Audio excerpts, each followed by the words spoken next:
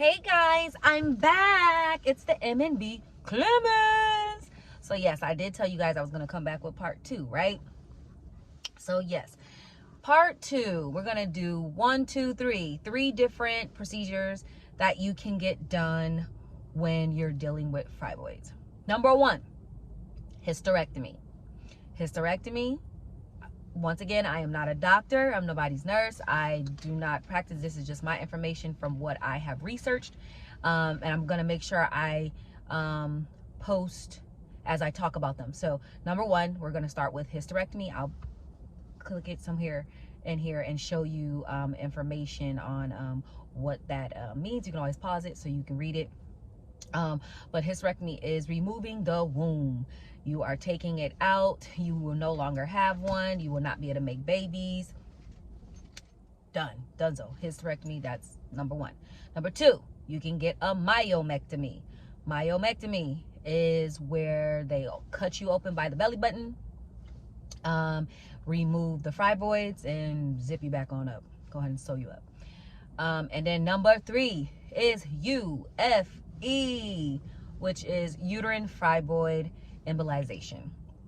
It is not surgery. You would be getting it's a procedure that you get done where they somehow go on in there with a little cut and go ahead and suck up the, don't suck up, but they plug up the blood vessels or whatever's feeding those fibroids, and they are supposed to shrink and go bye-bye. Now, with all of these different procedures, yes, they can come back. Some people are just very prone to the extra tissue and fibroids or polyp or anything like that. So yes, they can come back. But what I said was a blessing in my first video was, if I would have found out these things earlier on, I probably would have ended up getting a myomectomy, which they would have had to go ahead and cut me open and everything. And the time, I guess, recovery is like 6 to 8 weeks. I ain't got that time. I gotta work. And then on top of that, I did not know getting either a hysterectomy or myomectomy. Of course, with the hysterectomy, you can handle kids. Myomectomy, of course, you can still have kids, but you can only you can't vaginally have a baby. You have to have a cesarean. I did not know that. So when all these things end up transpiring and happening in my body, that's why I said it's always God's timing. It's always his plan.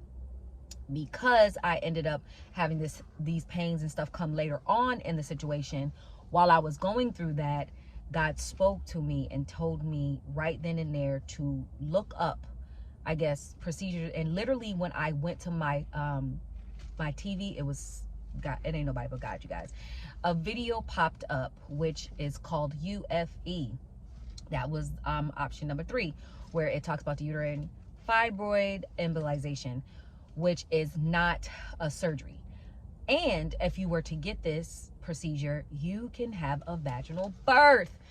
Sometimes they just don't tell us all these things. And I know some people do desire, even though they're going through fertility issues or miscarriages and stuff like that, they don't tell you that you have other options that you can take so that you can still desire to have your vaginal birth, instead of having to be cut open again after you get cut open when you get the myomectomy. I'm not saying any of these procedures are bad. Sometimes it's better for some people because they have even bigger fibroids. But even when you get the UFE, it doesn't matter what size. Supposedly, they're saying it works. I'm only saying supposedly because I haven't gone to get the procedure yet. So I just want to encourage women to know, always find out what your options is. Always research. And especially for younger women, do not get hysterectomies. Let's just start there. Do not get it. You have time to pick. Don't let your doctor rush you into getting rid of your womb, because there is other problems that come with after even getting rid of it, even if it's getting rid of that pain. But you have other options that you can try first before you do that. I know that is not for everyone. Maybe you have to, but please research and take your time. Don't just say yes to if that's what's going to get rid of the pain, because if you do like a myomectomy or UFE, you can still have children. You can still go ahead and try. So yes, don't make that your first option to get rid of your womb. I'm just letting you guys know that. So you guys can go ahead and make sure you're subscribing if you want to go on this journey with me and my husband with this whole situation with the procedure. I am going to be going to the doctor soon. Maybe I'll vlog that so that I get my appointment on figuring out what's going on, and the procedure that I want to get done is the UFE. So you guys can come on my journey with that, and I will be probably showing you guys what's going on, and you know, me doing the UFE procedure and then starting babies.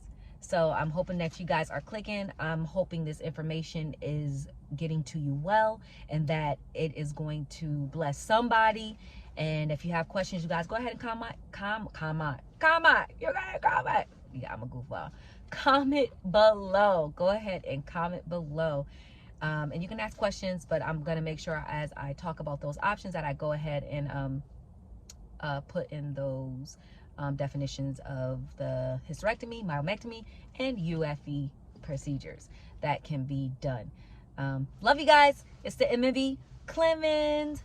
Ding.